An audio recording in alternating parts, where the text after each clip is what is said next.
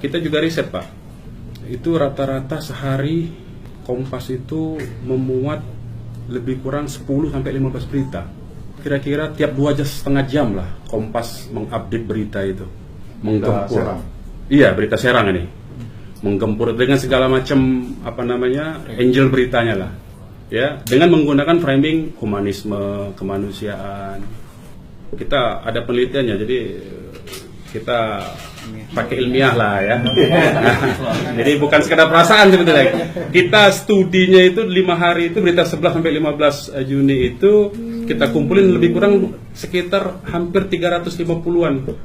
Dari itu kita punya punya analisis, banyakan yang negatif, yang merah ini loh. Negatif artinya ya tadi. Nah, ini pakai perasaan. Menyakitilah, menyinggung, dan kita lihat arahnya kok kepada peraturan. Kok Kompas sepertinya nggak suka sekali dengan peraturan yang disebut atau yang berlatar belakang atau yang dipersepsikan melindungi umat Islam. Tapi kok Kompas tidak pernah kita baca peraturan yang melarang pedagang jualan di hari Minggu di Papua. Kompas tidak pernah mengkritik pecalang-pecalang di Bali yang kadang-kadang melempari rumah penduduk, melarang orang sholat Jumat. Gak pernah ada kritik dari Kompas. Bertahun-tahun itu sudah kita saksikan. Tapi begitu ada pedagang satu, ibu-ibu yang 3 punya warteg ya, wartegnya ada 3 tuh, outletnya, kalau istilah KFC itu outletnya, ada 3 itu di Serang itu, di blow up tiap 2,5 jam selama 5 hari itu. Nah, ini kan ada pertanyaan kita, yang ujung-ujungnya framing beritanya, narasumber yang ditampilkan tuh juga tidak kompeten. Kita lihat Sophia Latjuba lah. Apa urusan Sophia Latjuba? Ngerti nggak dia dengan hukum? Ngerti nggak dia syariat Islam? Ngerti nggak kalau orang puasa itu harus dihormati? Jadi jangan dibalik-balik logikanya. Ini logikanya yang didorong itu seolah-olah orang yang puasa harus menghormati orang yang tidak puasa. Orang yang ibadah harus menghormati orang yang tidak ibadah. Orang yang tidak punya SIM, polisi harus menghormati orang yang tidak punya SIM. Jadi logika itu kalau dikembangkan berbahaya menurut saya bagi norma masyarakat kita loh, Pak. Kalau itu diteruskan ya, berbahaya sekali.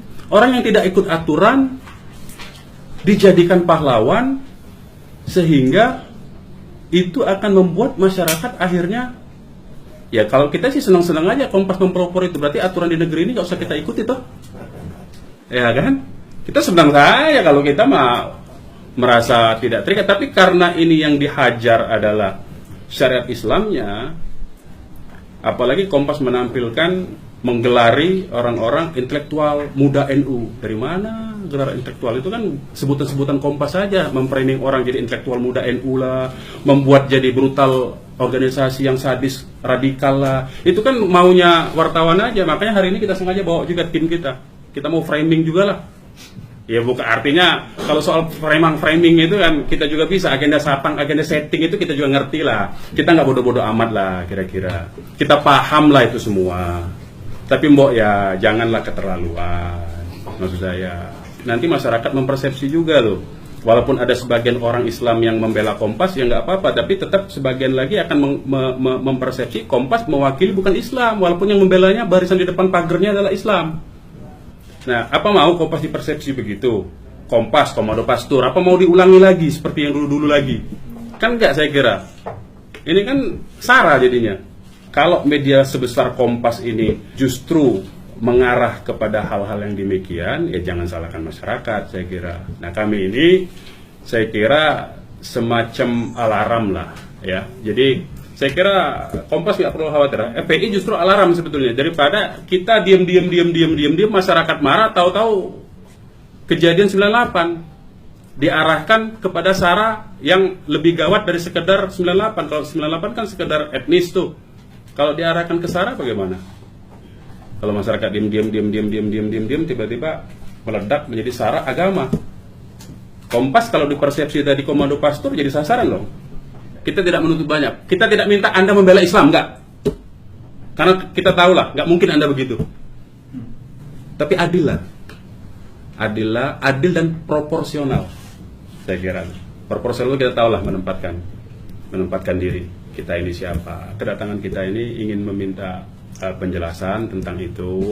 Yang kedua, menghimbau sebetulnya bahwa ya jangan melewati garis batas lah. Proporsional dan profesional saja, adil lah begitu. Sebab adil itu siapapun, bahkan orang Islam pun dituntut adil terhadap yang non-muslim. Jadi saya tidak mau bicara teknis ya. Janganlah bicara teknis soal ibu itu begini, begini. Anda cerita tentang lapangan, nggak usah lah. Udah selesai bagi saya itu. Kalau kita debat fakta. Kita nggak usah debat fakta begitu. Kita ini, kalau dalam bahasa kita mau kebijakan redaksi, politik redaksi lah kira-kira. Ya, lebih kepada politik redaksi.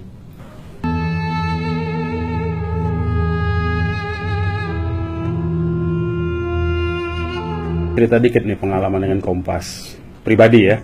Saya pernah mau pasang iklan nih, bukan minta diliput berita ya. Pasang iklan bayar dengan biro iklan 2012 tuh.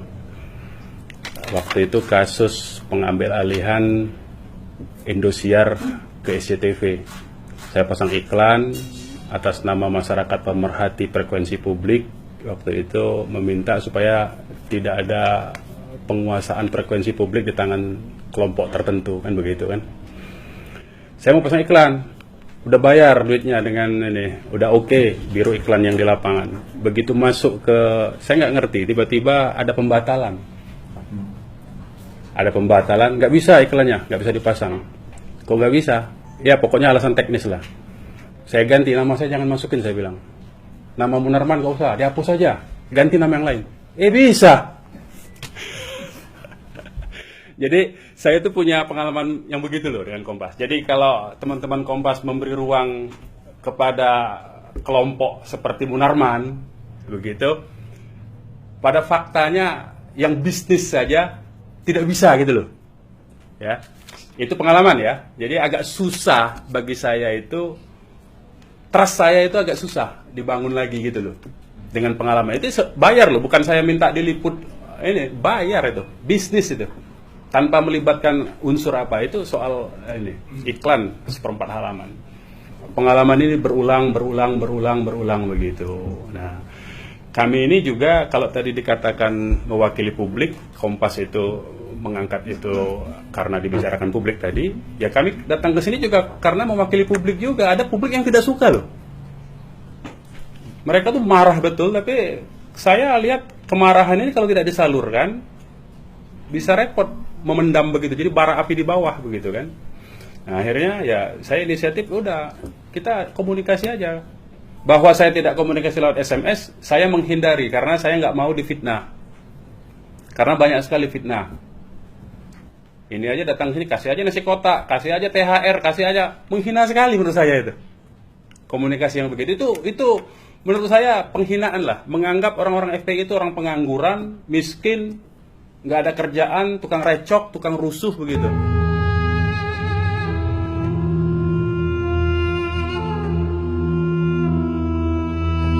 Tapi kalau Anda bikin peliputan di Bali, wawancarai warung yang ditutup selama nyepi itu, lalu mereka berkomentar, bila perlu ada lagi sumbangan yang seperti di Serang, kita mungkin nggak protes.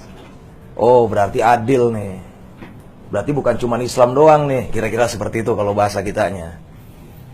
Nah, ini kenapa gencar di bulan Ramadan, tapi di hari-hari besar yang lainnya enggak. Jadi kalau mau angkat keadilan, dianggap ini menyalahi kemanusiaan, humanisme, sebetulnya ya kalau kita mau ikut agama, menjadi pemeluk agama, ya memang pahit rasanya, tapi akan nikmat nanti di akhirat. Nah, oleh karenanya saya sangat kami ini kan pendakwah gitu. Dengan adanya pemberitaan di Kompas seperti ini, kami dari awal sudah mau ini sebetulnya, cuman kan karena coba kita tampung dulu dari masyarakat seperti apa, yaudah kita datengin. Daripada nanti masyarakat yang datang kan nggak baik gitu. Jadi biar kita datengin, kita dialog, kita diskusi, semoga ke depan tidak terjadi lagi. Jadi dengan pemberitaan seperti itu akhirnya muncul tuh spanduk di mana-mana, hormati orang yang tidak berpuasa. Ditambah lagi pemerintah lagi gencar-gencarnya nyabut perda. Nah, semuanya perdanya perda syariah. Jadi begitu diberitakan di Serang, jadi akhirnya kan ada indikasi tuh, oh ini mau ke sana nih arahnya, seperti itulah. Nah maka dari itu sebetulnya nggak perlu nunggu kita protes, nggak perlu nunggu kita SMS, ini kebablasan. Ana yakin yang ada di Kompas ini kan berpendidikan, orang yang sudah mengenyam bangku sekolah yang begitu lama, jadi tahu etika, tahu batas-batasan, bukan menggurui saya bicara begini. Jadi kira-kira nih kalau Ana mau bisnis, kira-kira bisnis yang seperti ini nih, pemberitaannya, bahaya nggak nih ke depan? Itu insya Allah anak TK aja udah bisa ukur. Jadi jangan sampai nanti dengan alasan, ini kan kebablasan, kenapa nggak di SMS secara personal? Nanti kalau begitu lagi, terulang lagi begitu. Jadi ini saya bicara karena saya pendakwah dan saya ke bidang penegakan khilafah dan syariat Islam di Front Pembela Islam. Jadi tersinggung dengan adanya pemberitaan yang di Serang itu akhirnya memojokkan syariat. Jadi seolah-olah penegakan syariat Islam itu melukai kemanusiaan dan lain sebagainya. Padahal kita nggak minta lama kok nutup warung itu ya. Dan warung yang ditutup itu kalau kita mau diskusi warung nih, itu pun lokasinya kan nggak semua. Terminal boleh buka warung, asal agak tertib dikit, karena mereka adalah tempat singgah musafir. Rumah sakit, kantinnya boleh buka kok, karena di sana melayani orang-orang sakit. Nah kalau mereka yang sehat, nggak berpuasa misalkan, kok cengeng amat gitu, nggak bisa masak sendiri apa bagaimana? Harus warteg yang menyediakan untuk makan mereka. Ini yang jadi masalah. Nah kami pun membatasi kan, jam 4 boleh buka mereka.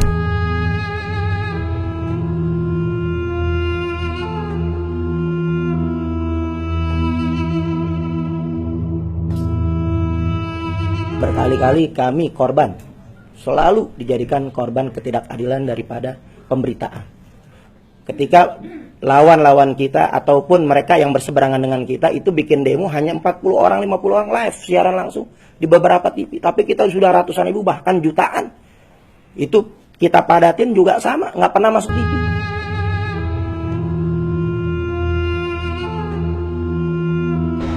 Media selalu memiliki misi, selalu memiliki agenda, ya. Karena itu sekali lagi